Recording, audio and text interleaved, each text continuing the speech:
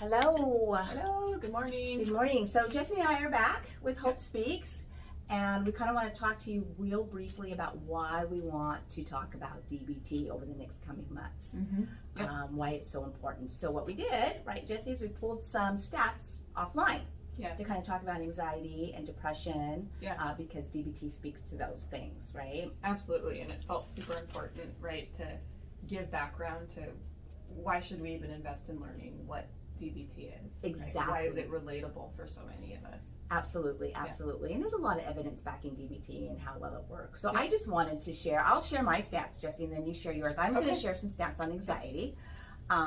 So generalized anxiety is a disorder, and it affects about 6.8 million people worldwide. And that often occurs with depression, but only 43% of people are actually getting treatment for that. Right? Isn't that wild? Yeah. When you think about those numbers. Yeah.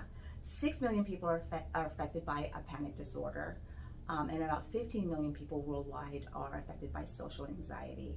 And a lot of those disorders start at the age of 13.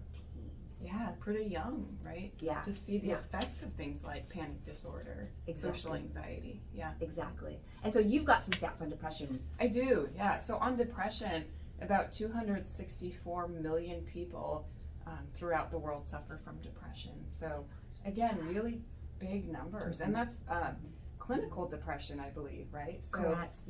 A pretty deep and heavy depression.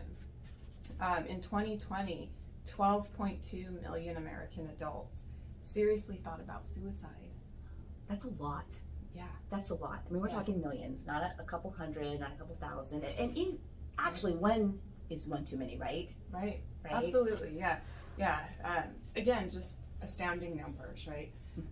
And between 2000 and 2018, suicide rates increased by about 30%, and it is a leading cause now of death in the U.S. Wow. Okay, that's disheartening. Yeah. The good news is, though, there is a therapy out there that has a lot of research behind it that actually can really help. Yeah. So DBT, I just kind of wrote this down. I pulled this offline too. It's kind of designed to help us with unhelpful ways of thinking, unhelpful ways of behaving, and give us better tools with helpful ways of thinking, helpful ways of behaving, right? Geared towards anxiety and depression.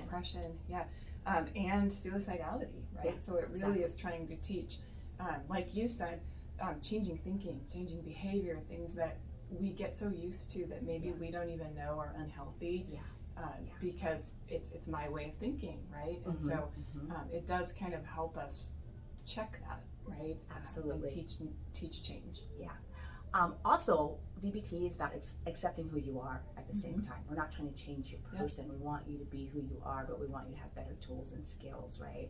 And so DBT kind of does that by helping us live in the moment, cope with healthy stress, regulate emotions, and improve relationship with others. That's really simple, but sometimes not so simple. Yeah. When we're dealing with depression and anxiety, thinking about suicide all the time. So Jesse and I are going to start talking about DBT real soon here, and we're going to take each one of these components one time out a month and present them to you guys and hope that that's helpful.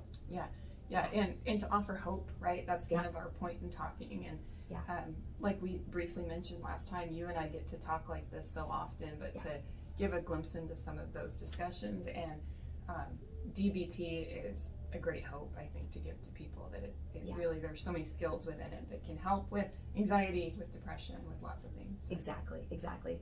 So once again, we made you guys a promise that we would be quick and to the point. So this is Hope Speaks, and we're going to sign off, and we thank you for joining us today. Bye, everybody. Thank you.